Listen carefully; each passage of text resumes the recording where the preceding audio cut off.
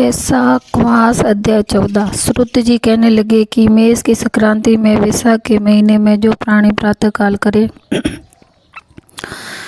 और मधुसूदन भगवान की पूजा करके इस मनोरथ कथा को सुने तो वह सब पापों से छूटकर विष्णु लोक को जाता है। जो दुर्बुद्धि होती हुई तथा छोड़कर अन्य काम करने में लग जाते हैं वे रोर व नरक में जाकर पिशाच की योनि पाते हैं। यहाँ हम एक प्राचीन इतिहास कहते हैं। यह इतिहास पाप दूर करने वाला, पवित्र करने वाला, धर्मवर्धक और तत्काल सेवनीय है। प्राचीन काल की गोदावरी के किनारे ब्रह्मेश्वर क्षेत्र था।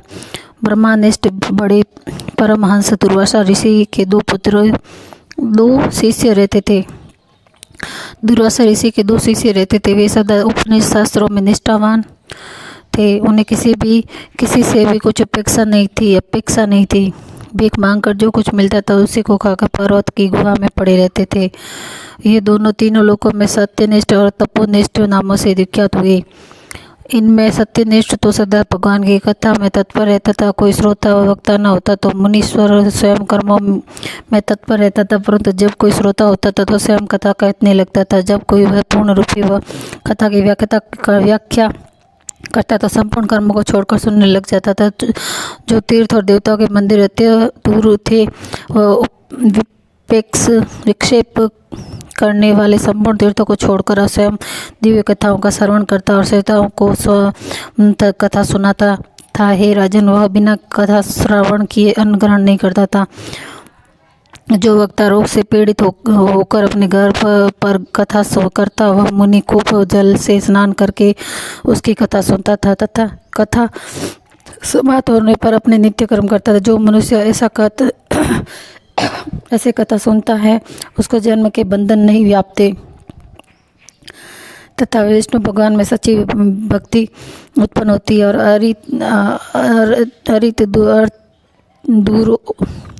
हो जाती है। विष्णु भगवान में स्नेह और साधु महात्मा में सुहृदयता उत्पन्न होती है। निरंजन निर्गुण ब्रह्मा उसके हृदय में आकर विराजते हैं। जो पुरुष ज्ञानहीन है उस सब कर्म नष्ट हो जाते हैं। जैसे अंधे के हाथ में दर्पण व्यर्थ होता है वैसे ही बिना ज्ञान के प्राय किसी किए हुए कर्म भी निष्फल होते हैं। जो महात्मा बहुधा कर्म करते हैं उन्हें सत्य बुद्धि मिलती है। सत्य बुद्धि से वेद में यदि उत्पन्न होती है, वेद से ज्ञान और ज्ञान से ध्यान की उत्पत्ति होती है। जो बहुधा वेदाक्त रीत से ध्यान आदि में प्रवृत्त होते हैं, परंतु जहाँ विष्णु भगवान की कथा नहीं होती वहाँ साधु महात्मा न हो, वहाँ यदि साक्षात गंगा जी का किनारा भी हो तो भी त्याग दे। जिस देश में तुलसी ना हो अथवा विष्णु जी का मंदिर ना हो, जहाँ विष्णु भगवान की कथा ना हो, वहाँ मरा हुआ प्राणी अंध तीर मरण नरक में पड़ता है। जिस ग्राम में विष्णु भगवान का मंदिर तथा काला मृग ना हो, जिस गांव में विष्णु का मंदिर और काला मृग ना हो, जहाँ विष्णु की कथा नहीं हो, जहाँ साधु महात्मा न हो, जहाँ वहाँ का मरा हुआ प्राणी 100 जन्म तक कुकर योनि पाता है। उपनिषदों के विचारों से यह मुनीश्वर ने यह बात निश्चय कर ली, अतः सदा विष्णु की भक्ति में तत्पर रहे और विष्णु की कथा श्रवण करे। कथा सुनने से अधिक वहाँ किसी काम को न माने और दूसरा जो तपोनिष्ठ था वह बड़ा दुरागारी और कर्मनिष्ठ था। न तो स्वयं कथा करता था, न सुनता था, न होती हुई कथा को छोड़ तीर्थ स्नान के लिए जाता था। हे राजन, तीर्थ पर होती हुई कथा को इस डर से छोड़ देता था कि वह तप में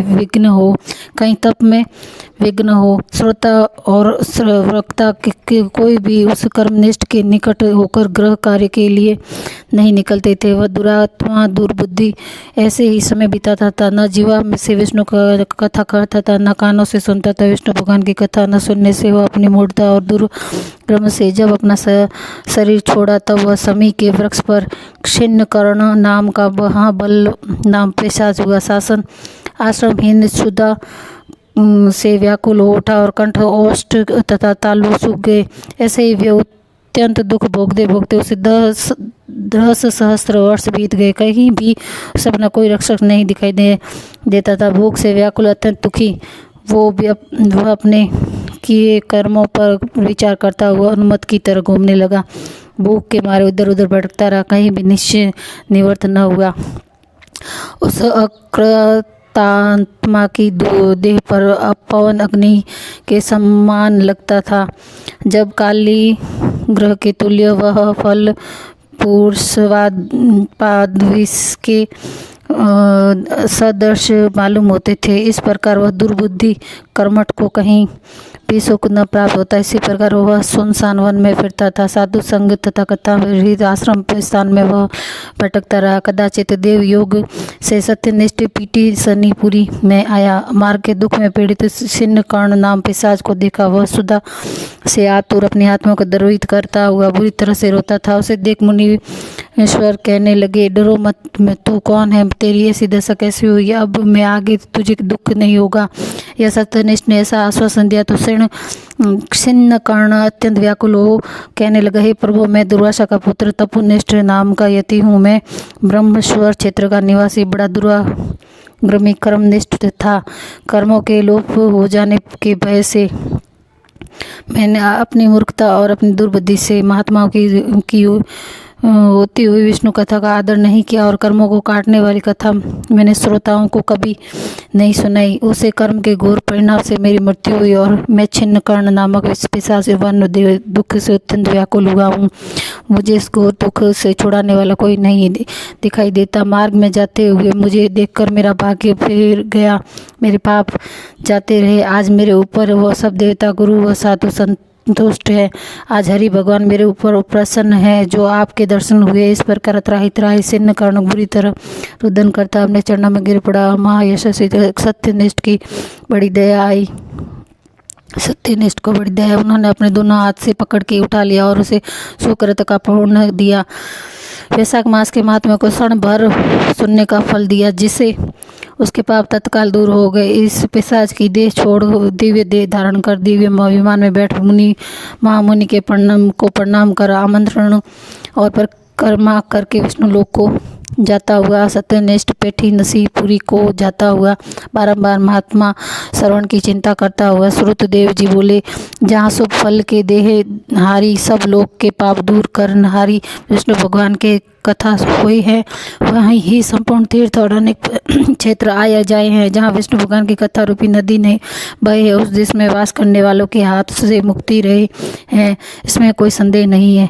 जय हो वैशाख मास की।